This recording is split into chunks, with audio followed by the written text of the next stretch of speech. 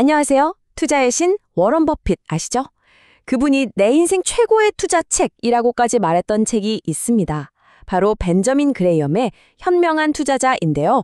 오늘 대체 이 책에 어떤 비밀이 숨어 있길래 수많은 사람들의 인생을 바꿨다고 하는지 그 핵심을 한번 제대로 파헤쳐 보겠습니다. 혹시 이런 경험 없으신가요? 옆자리 동료가 산 주식이 몇 주째 로켓처럼 솟구치는 걸 보면서 배 아파하다가 결국 에라 모르겠다 하고 뛰어들었더니 바로 다음날 폭락하는 그런 경험이요? 아니면 반대로 시장이 와르르 무너질 때 너무 무서워서 갖고 있던 우량주를 헐값에 다 던져버렸는데 귀신같이 일주일 만에 반등하는 걸 멍하니 지켜봐야 했던 경험 말이에요. 바로 이 감정의 롤러코스터가 오늘 우리가 파헤칠 핵심 주제입니다. 그레이엄은 딱 잘라 말해요. 성공적인 투자의 열쇠는요, 시장의 다음 움직임을 맞추는 점쟁이가 되는 게 아니라는 겁니다. 오히려 내 안에서 날뛰는 이 탐욕과 공포를 다스리는 지휘자가 되는 데 있다는 거죠. 자, 그럼 좀 더 근본적인 질문으로 들어가 볼게요. 아니, 왜 그렇게 똑똑하고 이성적인 사람들조차 주식시장이라는 무대 위에만 서면 초조한 아마추어처럼 행동하게 되는 걸까요? 그 이유를 지금부터 한번 살펴보겠습니다. 이런 고점에 사서 저점에 파는 악순환. 정말 남 얘기 같지가 않죠. 근데 더 놀라운 게 뭔지 아세요? 그레이엄이 이 패턴을 지적한 게 벌써 수십 년 전, 거의 100년 가까이 됐다는 거예요. 패턴이 똑같다는 거죠. 진짜 미스터리는 바로 이겁니다. 아니, 왜 우리는 항상 성공이랑 정반대 방향으로만 달리는 걸까? 이런 실수들 결코 그냥 운이 나빠서가 아닙니다. 그레이엄은 우리가 아주 예측 가능하게 빠져버리는 세 가지 심리적 함정이 있다고 경고하거든요. 이제 그 함정들의 정체를 하나씩 까보겠습니다. 그레이엄은 먼저 투자와 투기 사이에 아주 날카로운 선부터 긋습니다. 투자는요, 철저하게 분석해서 이 정도면 원금은 안전하겠고 수익도 괜찮겠구나 하는 확신을 갖는 거고요. 투기는 뭐냐? 사실상 그냥 동전 던지기 같은 도박이라는 겁니다. 한번 스스로에게 물어보세요. 내가 이 주식을 살 때 지난 10년치 재무제표라도 한번 훑어봤나? 아니면 그냥 누군가 이거 대박 난다고 속삭이는 소리에 혹해서 산 건가? 이 첫 번째 함정, 투기를 투자로 착각하는 것이 진짜 위험합니다. 예를 들어 1960년대에 에트나 메인터넌스라는 회사가 있었어요. 주당 순자산 가치가 고작 1달러 20센트였는데 시장의 광기 어린 뜬소문 속에서 주가가 하늘 높은 줄 모르고 치솟았다가 결국엔 어떻게 됐겠어요? 휴지 조각이 됐죠. 이런 주식을 사는 건 투자가 아니라 그냥 순수한 도박인 겁니다. 여기서 그레이엄의 가장 유명한 비유가 등장합니다. 바로 미스터 마켓이라는 친구죠. 이 친구는 매일 우리한테 찾아와서 주식을 사거나 팔라고 제안하는 감정 기복이 아주 심한 동업자예요. 어떤 날은 세상을 다 가질 것처럼 미친 듯이 낙관적이다가 또 어떤 날은 당장 세상이 망할 것처럼 극도로 비관적이죠. 근데 진짜 비극은 미스터마켓이 존재한다는 사실 그 자체가 아니에요. 진짜 비극은 수많은 투자자들이 그의 조울증 같은 기분 변화를 시장의 진실이라고 착각한다는 데 있습니다. 사실 미스터마켓이 공황에 빠져서 좋은 주식을 헐값에 막 던질 때요, 그는 우리에게 선물을 주는 거나 마찬가지거든요. 근데 대부분의 투자자들은 그의 공포에 똑같이 전염돼서 같이 절벽으로 뛰어내리죠. 그리고 마지막 세 번째 함정. 이건 미스터 마켓이 아니라 바로 우리 마음속 깊은 곳에 도사리고 있습니다. 강세장에서는 탐욕이라는 악마가, 약세장에서는 공포라는 유령이 스멀스멀 기어 나와서 우리의 이성을 마비시켜버리는 경향.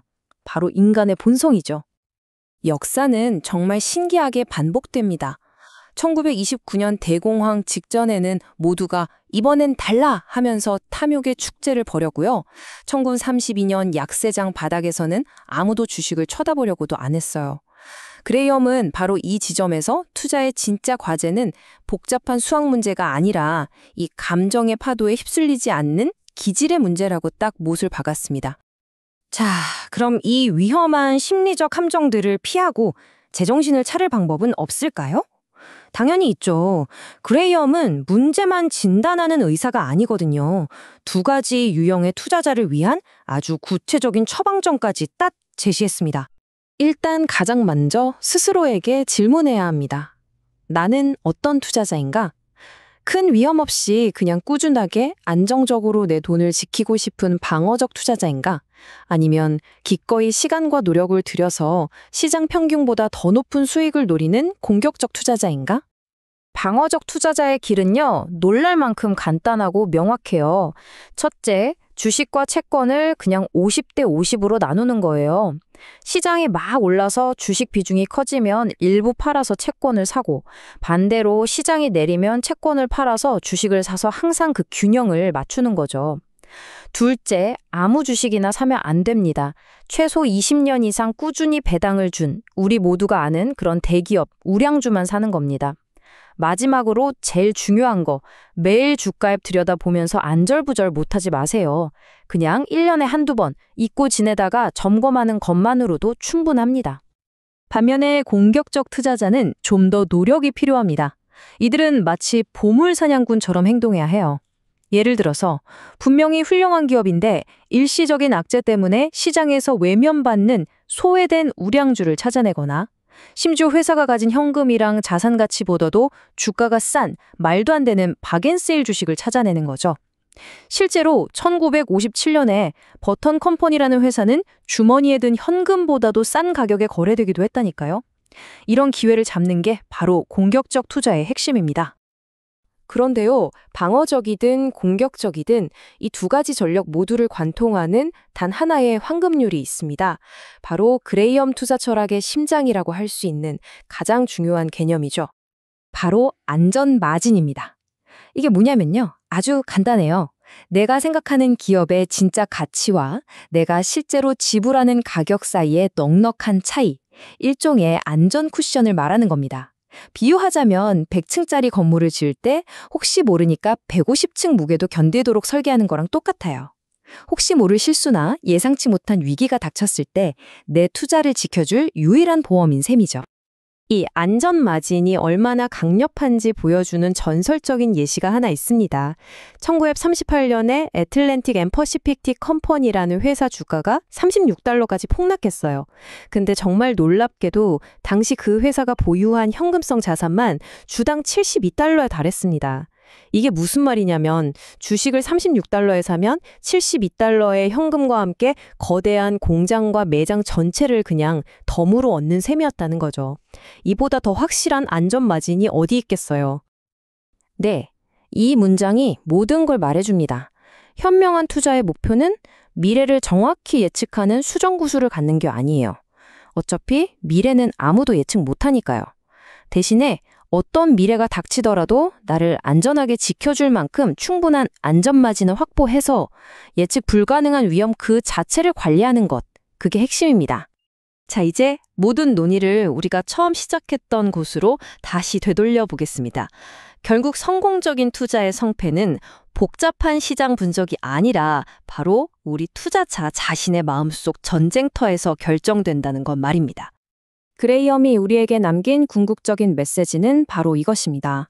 투자에 있어서 가장 중요한 능력은요, 복잡한 계산을 척척 해내는 똑똑한 머리가 아니에요.